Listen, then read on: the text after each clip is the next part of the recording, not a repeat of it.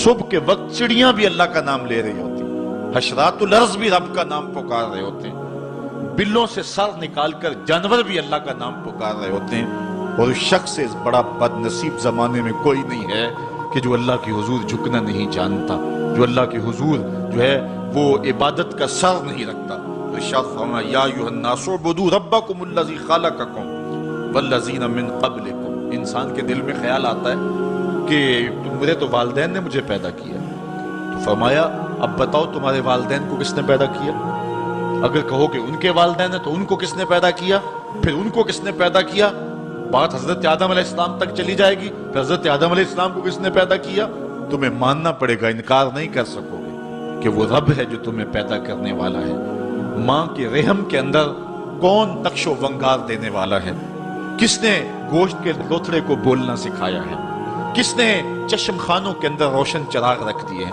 اور کس نے سر کے اندر ایک نشیط اور روشن دماغ رکھ دیا ہے؟ کس نے ہاتھوں کو پکڑنے کی قوت دی اور کانوں کو شنوائی کی طاقت دی؟ اور کس نے جو ہے وہ سونگھنے کی قوت اور قوت شامہ ناک کے نتنوں کے اندر رکھ دی؟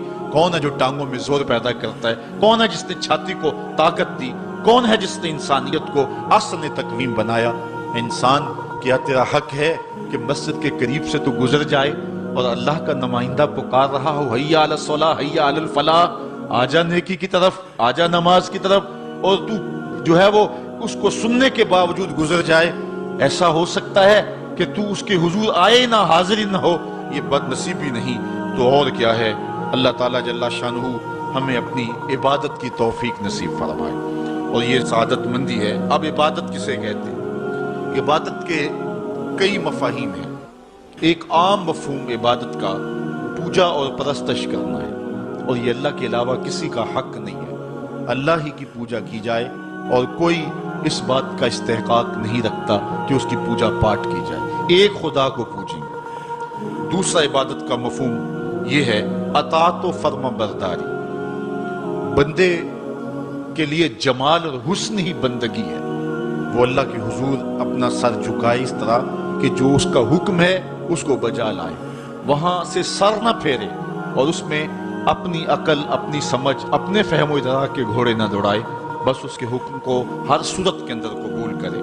اور تیسرا مفہوم جو ہے وہ بندگی اور غلامی کے معنی میں، بندگی اور غلامی کے معنی میں عبادت ہے کہ بندہ اس کا جو ہے وہ اس طرح غلامی کا حق نبھائے جس طرح غلام کو آقا کی کسی بات پہ کوئی اعتراض نہیں ہوتا۔ تو ہزاروں آقا اللہ تعالیٰ جل شانہ کے جو ہے وہ فرامین اس کے پابند ہیں، اور بندہ اس کا کیوں پابند نہ ہو؟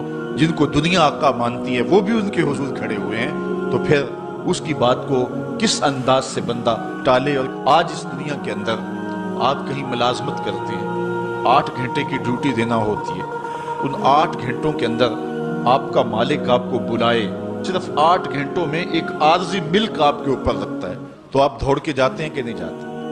آپ کے مہمان بھی آپ کے پاس بیٹھے ہوں اور آپ چائے بھی ان کو پلا رہے ہوں، لیکن باس بلا لے آپ کو اور وہ گھنٹی دے تو آپ بیل پہ سب کو چھوڑ کے بھاگتے ہیں کہ نہیں بھاگتے؟ مہمانوں سے بھی معذرت کرتے ہیں مجھے باس نے بلایا، آپ دوڑتے جا رہے ہیں۔ یار ایک دنیا کا باس بلائے تو مہمانوں کو چھوڑ کے، چائے کو چھوڑ کے، مرغن غذاؤں کو چھوڑ کے، سب کو چھوڑ کے بھاگ جاتے ہیں، اور رب کا نمائندہ پکارے حیا علی الصلاۃ اور حیا علی الفلاح، جو بندہ اس کے حضور نہ جائے کتنا بڑا بد نصیب ہے، کتنی بد نصیبیاں اس کا مقدر ہیں کہ جو اس کے حضور۔ لیکن یہ اللہ تعالیٰ جل شانہ کی رحمت کی عمومیت ہے، اگر آج 8 گھنٹے کے لیے آپ کہیں ڈیوٹی کرتے ہیں، وہ آپ کو آواز دے اور آپ نہ جائیں تو وہ آپ کی نوکری ختم کر دے گا، آپ کو سخت سرزنش اسی وقت کرے گا یا پھر آپ کو فارغ کر دے گا۔ لیکن اللہ تعالیٰ جل شانہ اس کی نافرمانی پہ نافرمانی کرتے رہیں، کبھی اس نے رزق کے دروازے بند نہیں کیے، بلکہ جو نہیں مانتے ان کو اور زیادہ دے رہا ہے، کیونکہ ان کا حصہ صرف دنیا پہ ہی ہے نا، آخرت میں تو حصہ ہی کوئی نہیں ہے۔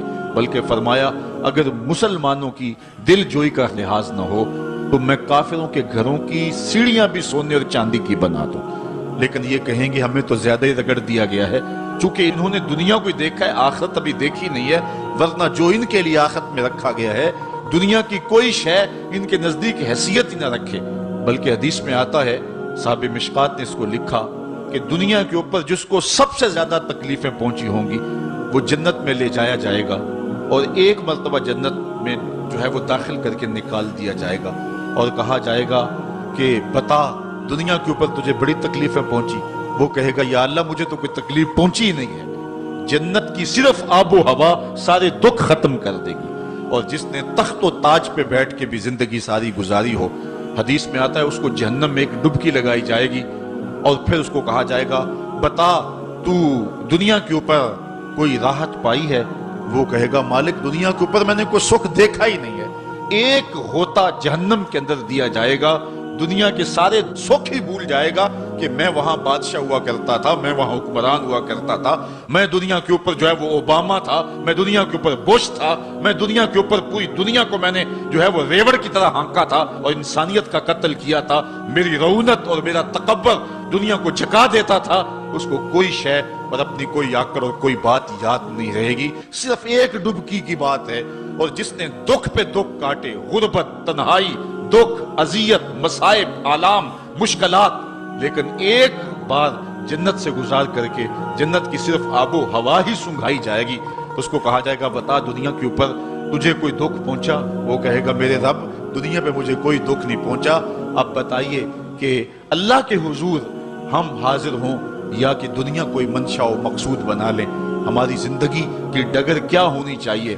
پہلی بات تو یہ ہے کہ جنت کے مقابلے میں اس دنیا کی حیثیت ہی کوئی نہیں. اور دوسری بات، اگر دنیا کے اوپر ہم عزتیں، سرخرویاں جس کو ہم سمجھتے ہیں یہ سرخرویاں ہیں، وہ پا بھی لیں تو وہ کتنا کو عرصہ ہے، پھر اس کا حساب بھی تو ہم نے دینا ہی دینا. اس لیے ہم دیکھ لیں جتنا برداشت کرتے ہیں اس کے مطابق